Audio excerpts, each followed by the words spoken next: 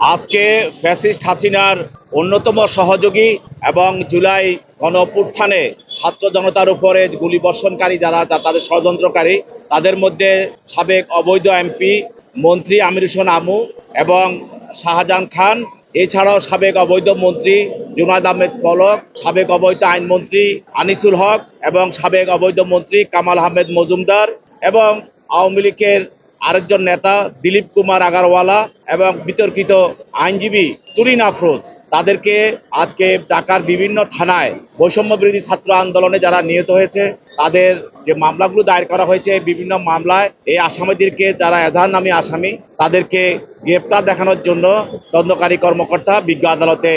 দরখাস্ত দাখিল করেন।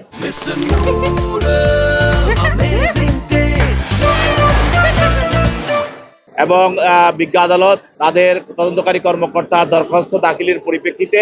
তারা যেহেতু এজাহারনামী আসামি এবং প্রাথমিক তদন্তে এই বৈষম্যবিরোধী ছাত্র আন্দোলনে যারা নিহত হয়েছেন, আহত হয়েছেন, তাদের সঙ্গে তাদের বিভিন্ন যে মামলাগুলো দায়ের করা হয়েছে এই মামলাগুলোর সঙ্গে তাদের জড়িত থাকার বিষয়টি নিশ্চিত হওয়ার কারণে তাদেরকে এই মামলায় গ্রেপ্তার দেখানোর জন্য আবেদন করেন। বিজ্ঞ আদালত নথি পর্যালোচনা করে এবং মামলার ডকেট পর্যালোচনা করে এই আসামিদেরকে বিভিন্ন হত্যা মামলায় তাদেরকে গ্রেপ্তার দেখানোর জন্য আদেশ প্রদান করেন।